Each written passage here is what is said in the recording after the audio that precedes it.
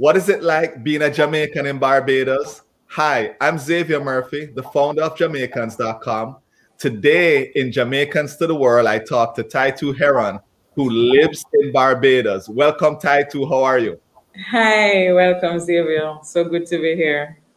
Good, good, good. So let's start out with the first question. Which part of Jamaica you come from?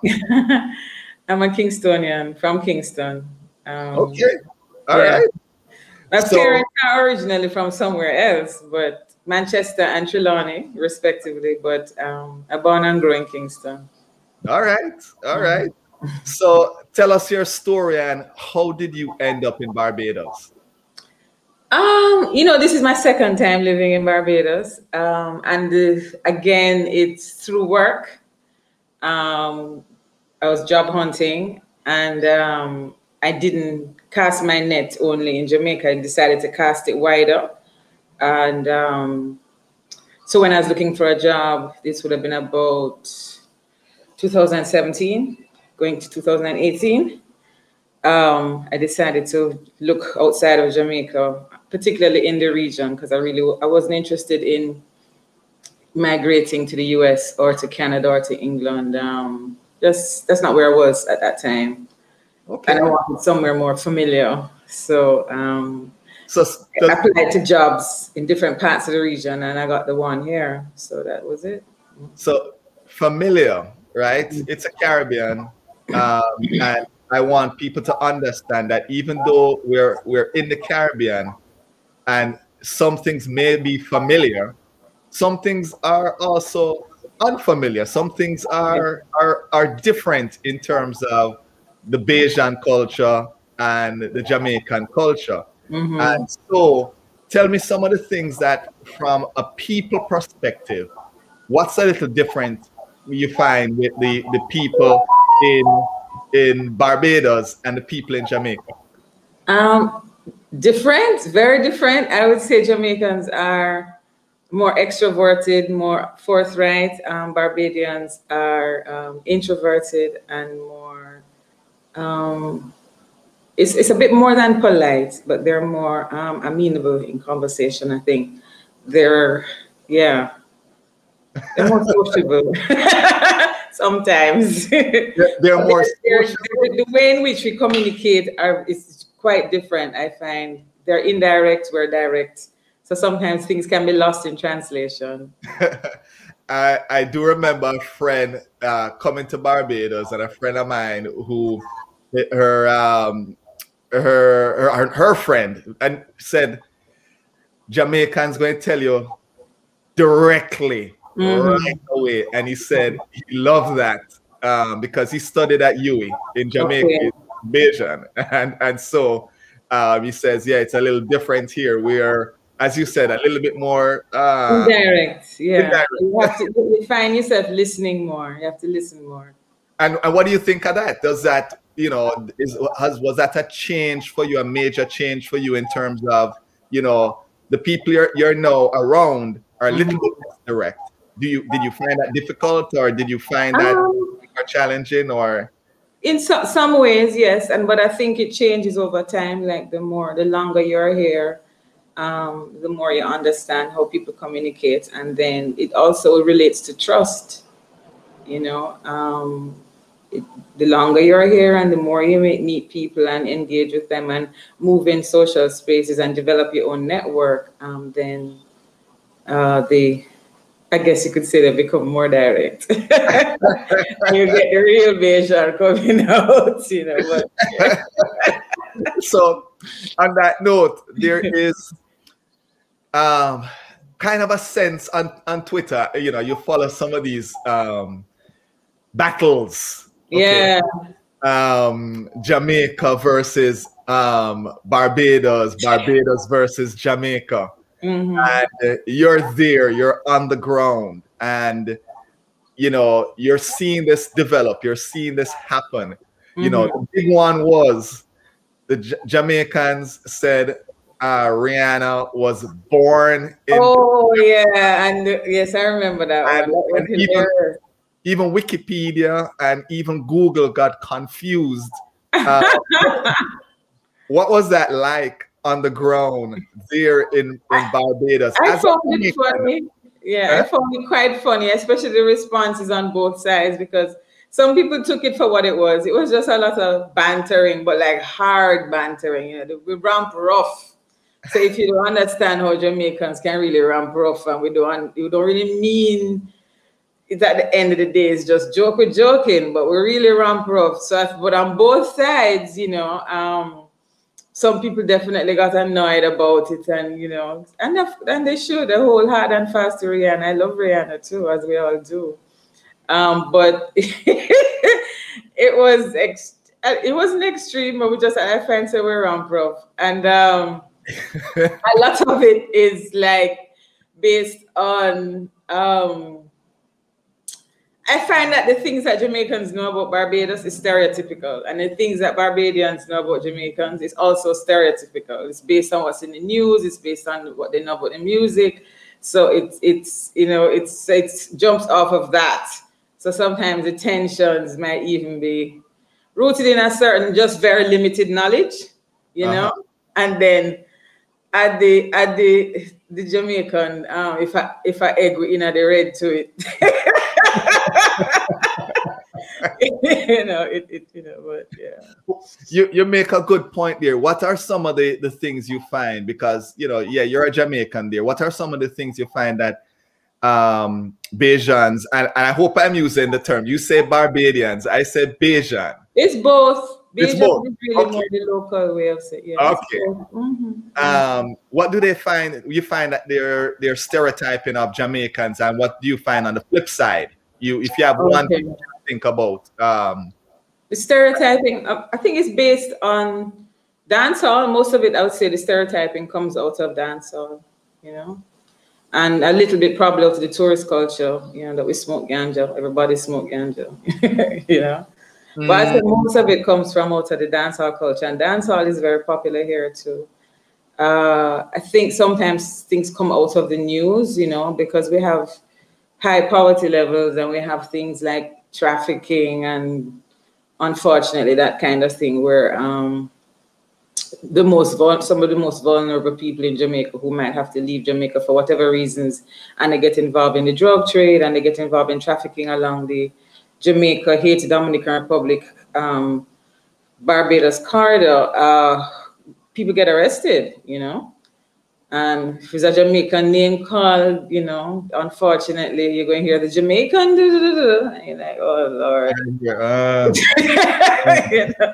So, but those are some of the kind of things that, you know, we are drug dealers, drug traffickers, mules, sex workers, human beings with their strife and struggle, you know. But so all of that adds to a narrative. Yeah, which is. And on the other side, what do you see as Jamaican stereotypes of Bajans? Oh, I would say that this whole notion of them being docile, that's just a misreading of the communication again. This whole notion of Barbadians being docile, that they're misunderstood, or that yeah, I would say the peaceful and polite narrative to me is one of the biggest stereotypes that I've found, and or that they think that they're better than everybody else because their economy has, you know, have had a good run in terms of development and, you know, that kind of thing. So. Okay.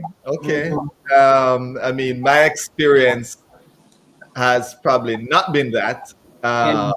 But I can see, you know, and I've seen it to an extent where some people do take it that way.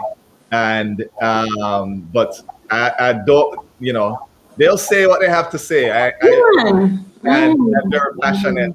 I remember landing there, and the gentleman who was with the minibus was just so passionate about cricket. Yes. You know? And everywhere I went, cricket was, you know, for us, it's the football and track and other things, but they were very passionate about their cricket. And you get in a conversation about cricket, man, you open a whole new world. That's true. Yeah, that's true. I'm not a cricket fan, but I definitely love them cricket too. So I should say that softly, that I'm not a cricket fan, but it doesn't matter as much as it used to. Don't say it there. Don't say it there.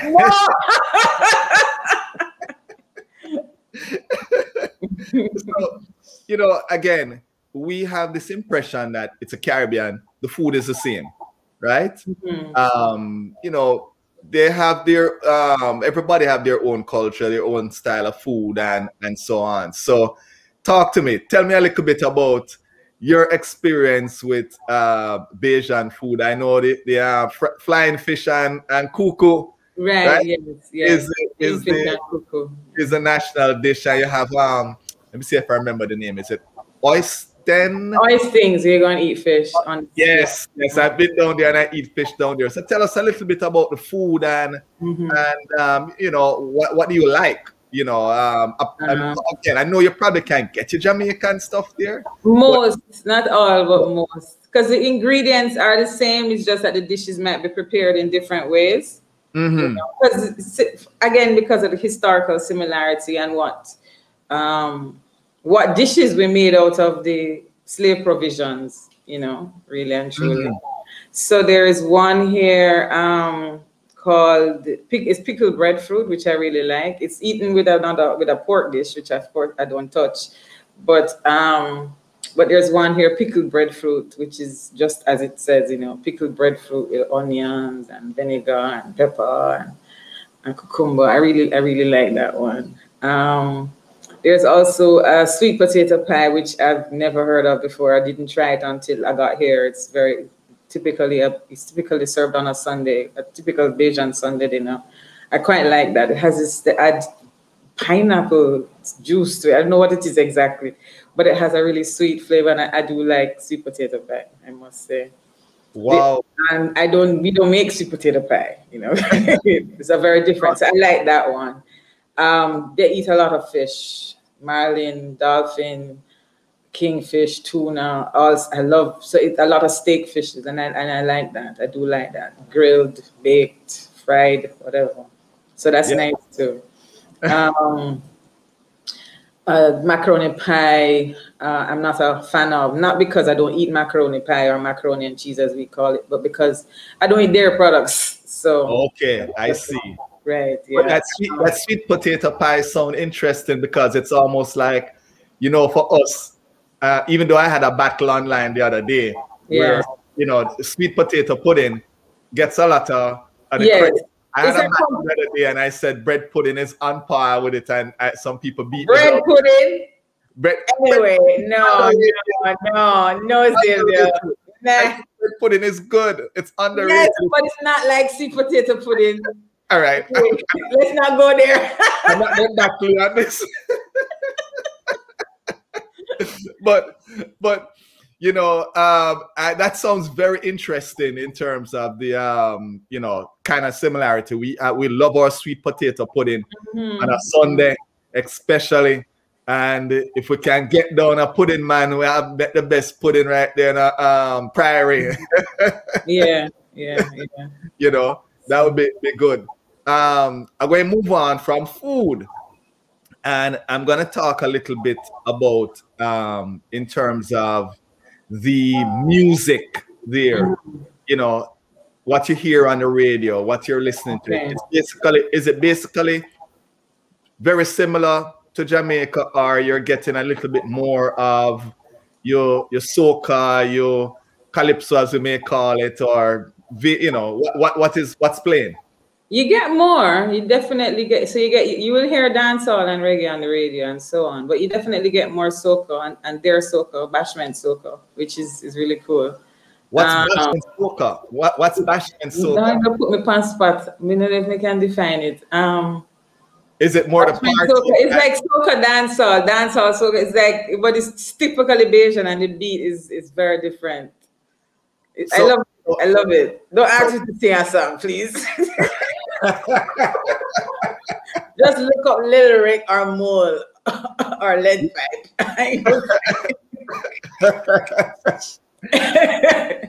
I learn these local terms as I'm doing these interviews. So bashment soca is a genre within itself, it sounds like. Definitely. So I'm going to put you on the spot now. So have you participated in crop over? Of course, we love crop over. I'm so sad we can't have it now because of COVID, but you know, Right. I will go to the parties, and I like 4-day morning. Love it. Yeah. So for the folks who are watching, crop over is the carnival in Barbados that happens annually. Right. And so that is what crop over means. I don't know the meaning. You know, it's sad that I should know the meaning. I have so much. I know a little bit. It's basically it started after the end of the sugar crop season. Okay. Yeah. Okay. So it marked the end of the sugarcane season. The crop is over, so the celebration will start after that. Yeah. Okay. All right. So you dressed up and all. Well, I didn't dress up to go on the road because I'm not going to go on the road in costume. I did it once years ago when I was here in my first iteration. Right. And that was fun. But this time around, I would just go to the one or two, a lot of the parties. So they would have soca parties, and I'd go to those because I really like those. And then I would definitely do 4-day morning. Yeah. Okay. All right. So, but maybe because we haven't had crop over. We didn't have crop over last year, and it's not likely that we will have it this year. Whenever they have it again post-COVID, there's no way I'm not going to miss it. I would probably put on a costume by then just to celebrate to get back on the road. Yeah. Yeah, I can see that. You know, I was talking to someone and we're like, when these events come back and live shows. Oh my God, I miss that. Yeah. When these events come back, they will be packed. You know, people just want a break. They want to get out. And we deserve to. Yes, indeed. I can't wait for the songs because people are definitely coming with all kind of songs to talk about COVID and crop, you know. So that's going to be great too.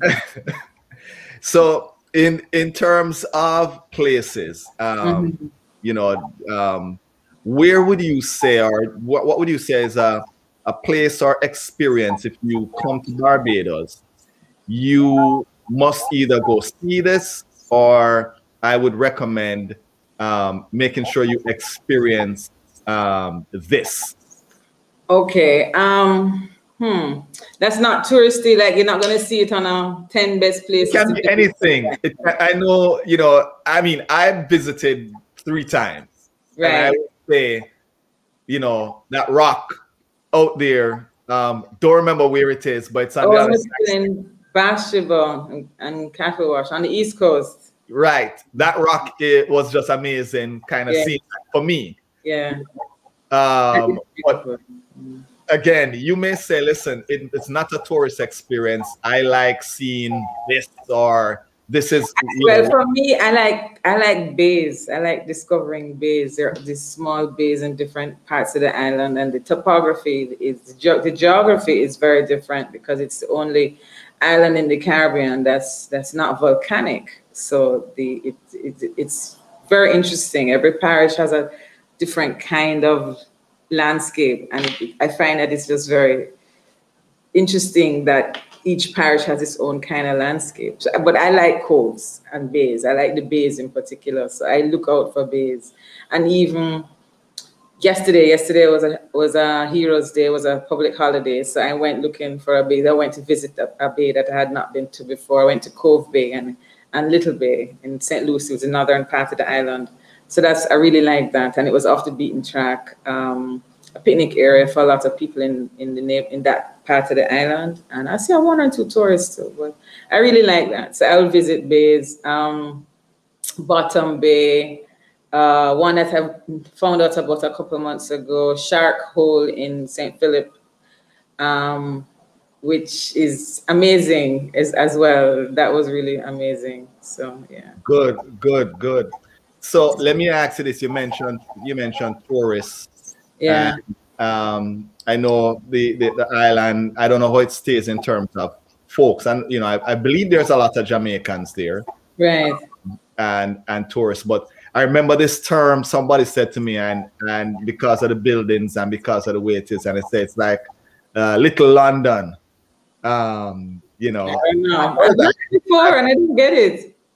And so they say, well, a lot of the tourists that are there are British tourists, and so on, you know.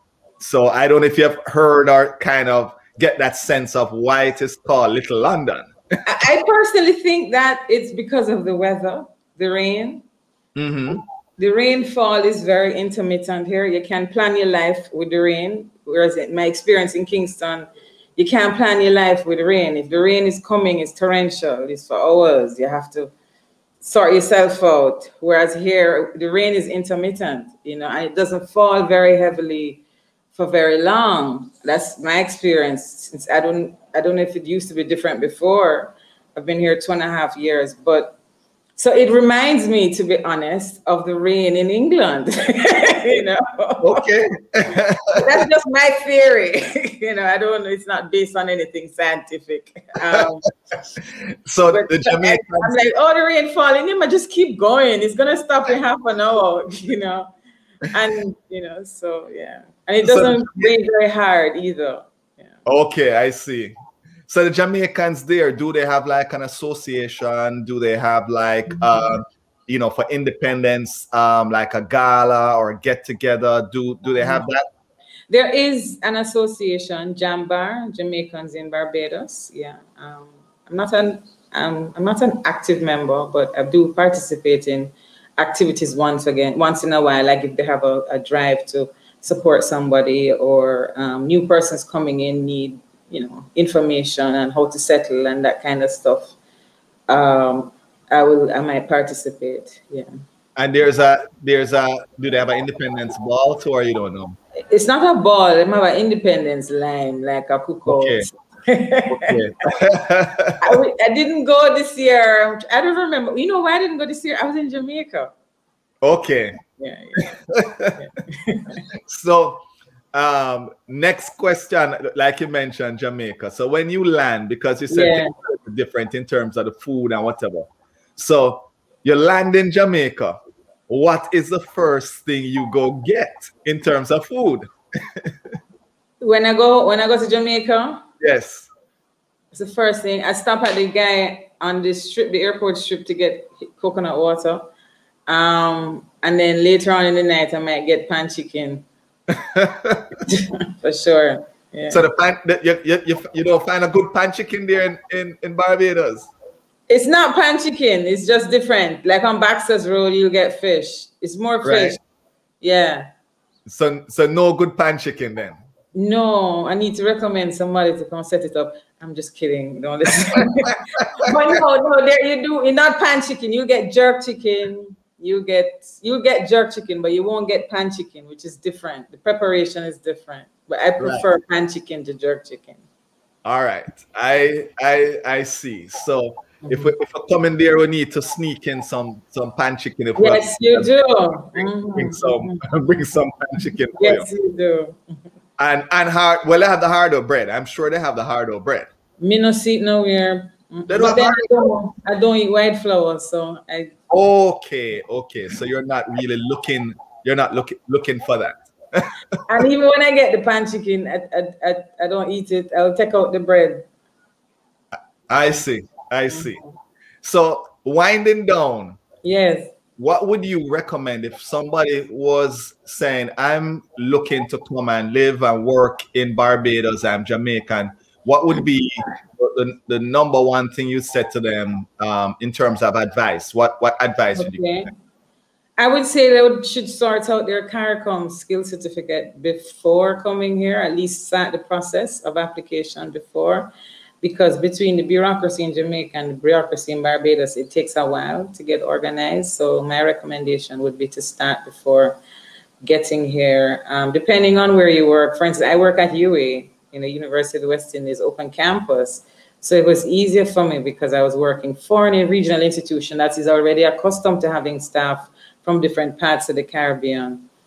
But be that as it may, the process still took 6-7 months, It also helped because I was here before, but even so my recommendation would be that persons who are planning to do so get that process started earlier before they actually get here. So it's easy. It's a lot easier to settle in because a lot of the paperwork afterwards, requiring a bank account, getting a car, insurance, health, whatever, any paperwork. Once you're starting the steps to get plugged into the system, the CARICOM skill certificate or your work permit is literally like your passport.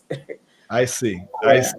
yeah. And it takes a while. So if you don't have it when you land, your ability to get settled will take it inordinately much longer.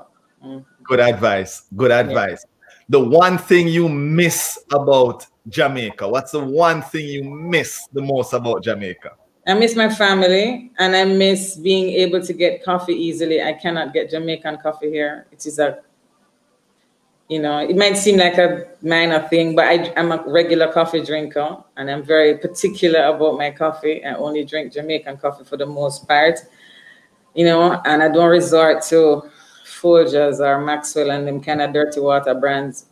So I cannot get Jamaican coffee, and it's kind of annoying. I'm like, oh, but it's just here, just on, the other side of the ocean. Why can't I get Jamaican coffee? Something about regionalism is not working, right? Because as far as I'm concerned, I should be able to get it. I think. That's one of the things that I do miss. But I mean, family members or family friends would bring some for me, and if I have to go, I'll definitely stock up. But it's yeah. So I typically close this way, and it is you telling me, and it's not a foreign language there. The Bajan speak English. Oh, no. Very Bajan Creole, and you have English. Yeah. So in Bajan Creole, then how would they, like we say, little more, catch you later, or whatever. Oh, no. in Bajan Creole, how would you say die or little more or something to that extent? I don't know.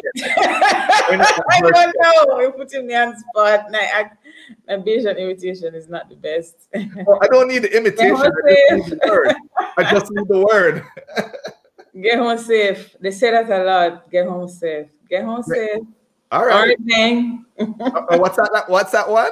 All right then. All right. Okay. All right. All right then. All right. So listen, Taitu, thank you for sharing your story with us and telling us a little bit about Barbados and your experience there. And as they say in Barbados, all right then. All right then. And Jamaican signing out. They call Jamaicans Jamaican here. Jamaican? Yeah, Jamaican. Oh wow. Jamaican. Yeah. That is funny. Yeah. Jamaican. Okay. So if you don't remember your name, Jamaican. Yeah. So Jamaicans, if you visit Barbados, don't take it away. They have a name. It's Jamaican. It's used in an endearing way. Yeah. And it's a Bajan Creole. I guess it's definitely local. All right. Well, get home safe, and all right then. All right then. Show some love now. Hit that like button, subscribe to our channel, and hit that notification bell. That way you don't miss a video.